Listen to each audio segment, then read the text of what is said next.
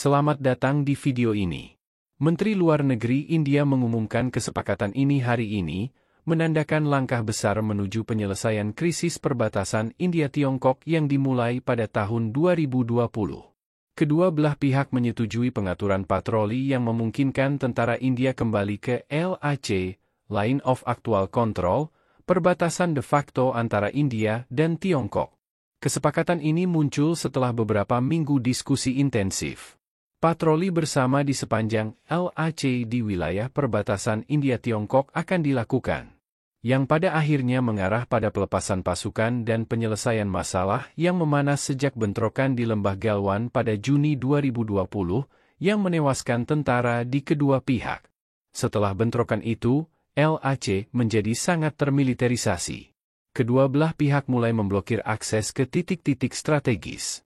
Namun, melalui upaya diplomatik dan militer yang gigih, masalah mulai terselesaikan satu persatu.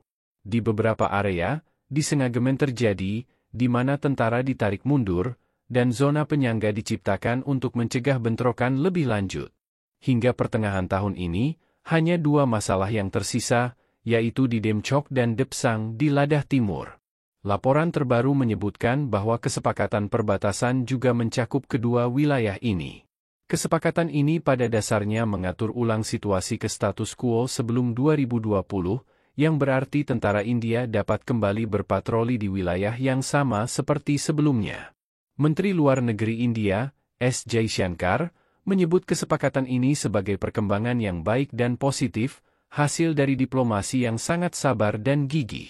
Dua hal yang pasti dari kesepakatan ini, pertama, ada kemauan politik dari kedua negara untuk memperbaiki hubungan, dan kedua, momentum untuk kesepakatan ini telah dibangun dalam beberapa bulan terakhir melalui pertemuan diplomatik, termasuk pertemuan antara Jaishankar dan Menteri Luar Negeri Tiongkok Wang Yi, serta mekanisme diskusi perbatasan WMCC. Semua upaya ini akhirnya menghasilkan terobosan penting yang diumumkan hari ini. Selain itu, Perdana Menteri India, Narendra Modi, akan terbang ke Rusia besok untuk menghadiri KTT BRICS di Kazan, di mana Presiden Tiongkok, Xi Jinping, juga akan hadir. Meningkatkan spekulasi bahwa pertemuan antara kedua pemimpin tersebut mungkin terjadi. Diplomasi yang melelahkan selama bertahun-tahun akhirnya mencapai titik penting dengan kesepakatan ini, di mana hanya sentuhan akhir yang diterapkan dalam beberapa bulan terakhir. Salah satu kemungkinan alasannya adalah untuk memastikan penyelesaian sebelum KTT BRICS di Kazan.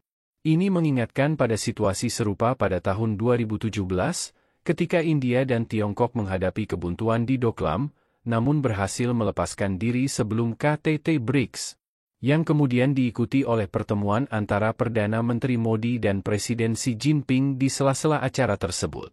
Mungkin pola yang sama akan terulang di Kazan, dengan pertemuan antara kedua pemimpin.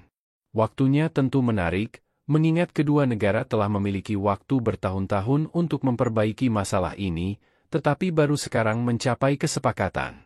Salah satu alasan bisa jadi adalah tekanan yang dihadapi Tiongkok, termasuk pertumbuhan ekonomi yang harus dijaga pertumbuhannya agar tetap sejalan dengan target yang telah ditetapkan oleh pemerintah Tiongkok, serta kemungkinan perang tarif dengan Amerika Serikat, terutama jika harus berurusan dengan Presiden Trump.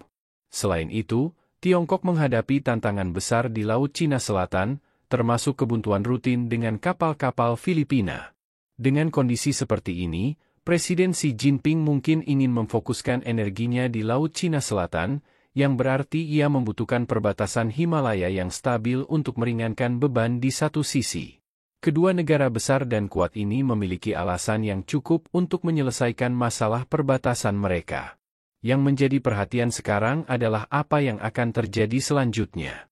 Meskipun rincian lengkap kesepakatan ini belum diungkapkan, hal ini tampaknya menjadi langkah praktis menuju stabilitas di kawasan. Setelah ketegangan selama 3 tahun terakhir, tidak ada pihak yang ingin konflik ini berlanjut lebih jauh. Ketika India dan Tiongkok mencapai kesepakatan untuk pelepasan diri, disengagement, dari wilayah perbatasan, pertanyaan besar yang muncul adalah apakah pelepasan tersebut juga akan disertai dengan deeskalasi yang signifikan. Terutama mengingat kedua negara telah mengerahkan lebih dari 50.000 tentara di sepanjang perbatasan LAC, Line of Actual Control. Apakah jumlah pasukan tersebut akan dikurangi? Itu masih menjadi misteri. Namun, mengingat panjangnya perbatasan yang mencapai 3.400 km dan statusnya yang belum terselesaikan, pelepasan pasukan saja mungkin tidak cukup untuk menjamin perdamaian jangka panjang.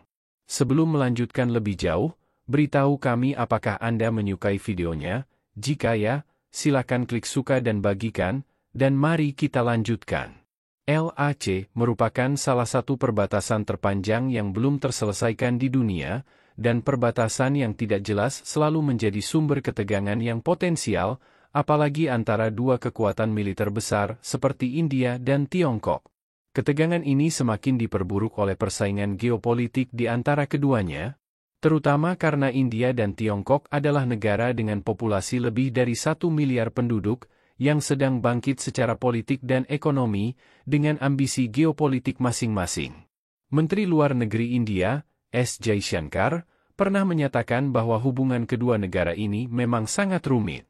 Meskipun keduanya bertetangga dan saling bergantung dalam perdagangan, dengan Tiongkok menjadi mitra dagang terbesar India dan India menjadi pasar utama bagi Tiongkok, kedua negara juga menghadapi tantangan politik yang besar.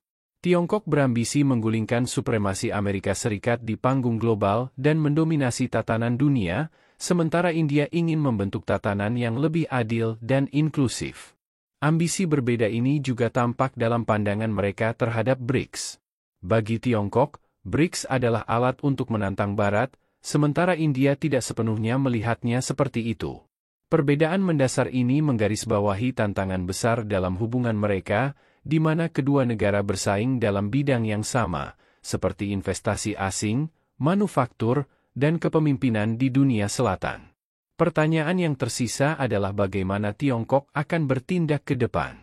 Apakah mereka akan terus terlibat dengan itikat baik atau kembali membangkitkan ketegangan di perbatasan? Sejarah hubungan kedua negara menunjukkan bahwa kepercayaan antara India dan Tiongkok seringkali rapuh. Jadi, meskipun kesepakatan di Sengagemen ini merupakan langkah maju, masih ada banyak hal yang perlu ditunggu dan dilihat apakah hubungan ini akan stabil, atau jika konflik di masa depan akan muncul kembali.